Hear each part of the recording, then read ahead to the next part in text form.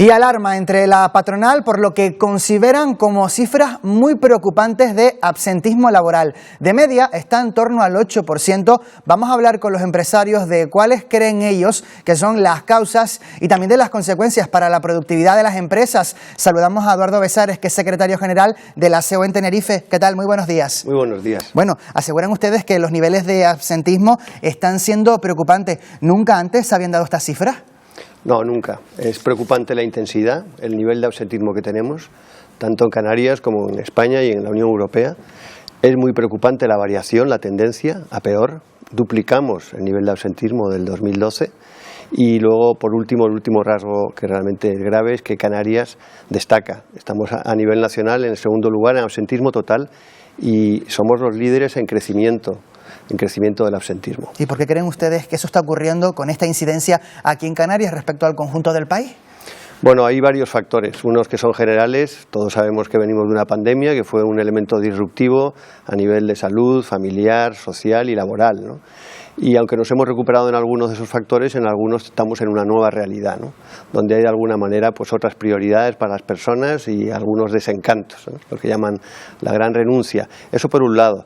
Y eso es un elemento, un factor ambiental difícil de superar, pero tenemos otros problemas. En concreto, ahora mismo pues se ha digitalizado y se ha mejorado y se ha agilizado el proceso de las bajas, ¿no? Pero sin embargo las altas cada vez necesitan más tiempo, ¿no? Porque dentro del absentismo el sector público está peor que el sector privado y dentro del sector público el sector de la sanidad, los trabajadores de la sanidad pues casi llegan al 10% en su nivel de absentismo total, lo que significa que hay menos profesionales sanitarios tanto para hacer pruebas como para gestionar las altas, ¿no? Cuando ustedes hablan de absentismo, ¿a qué se refieren? Porque, por ejemplo, el sindicato Comisiones Obreras les acusa a ustedes, a la patronal, de hablar de absentismo en situaciones tales como permisos, vacaciones, bajas e incapacidades. ¿Ustedes consideran a todo esto también como absentismo laboral? No, esa definición en ese ámbito tan amplio no es la que la patronal, los empresarios, ni la que académicamente se define, ¿no? Son todas las horas no trabajadas, excluidas las vacaciones, ¿no? Pero estamos con la misma definición que teníamos hace 10 años y se ha duplicado, es decir, que estamos, como he dicho, yendo a peor, ¿no? Daban ustedes hace unos días un dato muy llamativo, 409 ausencias por cada 1000 trabajadores, que de primera resulta sorprendente. ¿Esto qué significa? ¿Cómo se contextualiza? Que a lo largo del año, de cada 1000 empleados, más de 400 faltan alguna vez, que de cada 1000 empleados a lo largo del año hay 400 veces en las que alguien no va a su puesto de trabajo. A lo mejor es más sencillo si le digo que esta mañana yo me he levantado y he venido a trabajar, pero hay 60.000 personas que no lo han podido hacer, que no lo han hecho. Un porcentaje de ellos tienen una baja incapacidad temporal y hay un porcentaje por otros motivos, ¿no? Como digo, no vamos a señalar hacia el trabajador, ¿no? Muchas veces el problema puede ser y es del proceso que tenemos del Servicio Canario de Salud, de gestión de la enfermedad y gestión del alta. Por eso, y yo venía aquí un poco a hablar de propuestas de soluciones, que es lo que la patronal está poniendo encima de la mesa, pues queremos, por ejemplo, que haya convenios entre el Servicio Canario de Salud, la Seguridad Social y las mutuas, ¿no? Para poder apoyar desde las mutuas al sector público, tanto en los tratamientos como en la gestión de la enfermedad, sobre todo cuando excedan de determinadas duraciones, ¿no?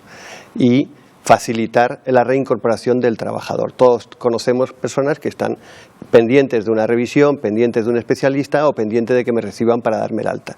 Si somos capaces de reducirlo, pues lo mejoraremos, ¿no? Es decir, el embudo por el que entra el personal que se va de baja, tanto de IT como no, cada vez es más amplio, porque hemos agilizado mucho el alta, pero la baja cada vez es más estrecha, porque además al haber menos trabajadores sanitarios, pues hay menos posibilidad de dar altas y consecuente sube. Es un círculo lamentablemente vicioso, no virtuoso como debería de ser. Si somos capaces de acelerar, de abrir el embudo por abajo con esa colaboración público-privada, podremos reducir y a lo mejor volver a las cotas que teníamos hace 10 años.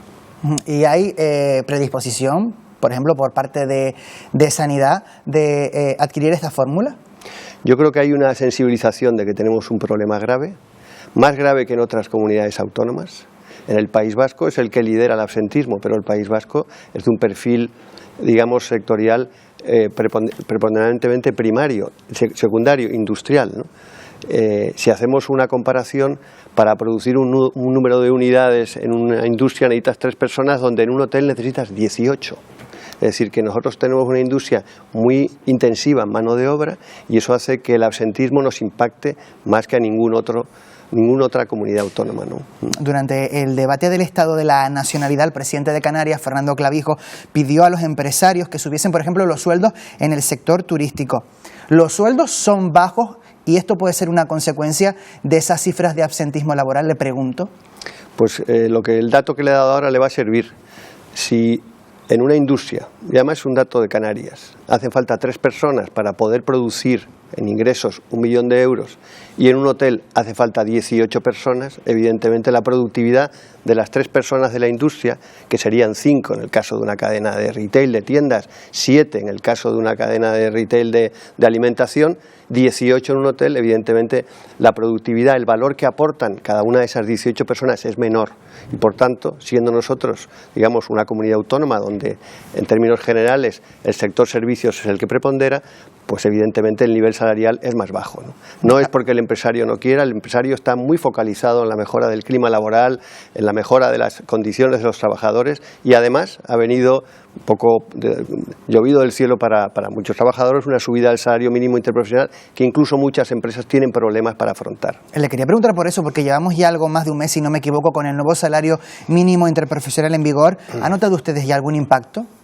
Sí, sobre todo las empresas que contratan con la administración, que son muchas, a las cuales no se les ha podido modificar. En muchos casos no ha habido autorización para alza de los precios y por tanto se encuentran con que tienen que prestar un servicio, que han puesto además unos avales y unas garantías para hacerlo, pero que pierden dinero porque, sobre todo en trabajos intensivos en mano de obra, y hay muchos de ellos, en servicios, en seguridad, algunos otros que seguro que se me escapan, pues no son capaces de tener el margen que definían y por tanto pues al final acabarán fuera del mercado, ¿no?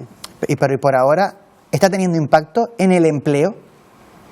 En el empleo va a tener impacto seguro y hay otras, he citado uno, pero hay otras actividades en las cuales de alguna manera lo que estamos es sacando a personas del mercado laboral porque el empleador es incapaz de seguir ese incremento del salario mínimo que no va acompañado de un incremento de la productividad, lamentablemente.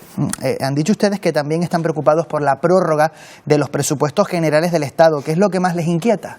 Bueno, la falta de recursos, digamos, esos presupuestos que venían ya tenían una serie de partidas garantizadas y ahora pues hay un importe que no estoy seguro si estamos en torno a los 400 millones de euros que no sabemos si van a venir, cuándo van a venir y estamos, como quien dice, ya en mitad del partido, ¿no?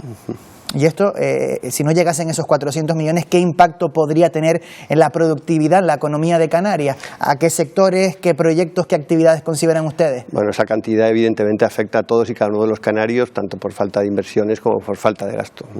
Pues Eduardo Besares, secretario general de la COE de Tenerife, muchísimas gracias por habernos acompañado. Muy buenos días. Gracias a ustedes.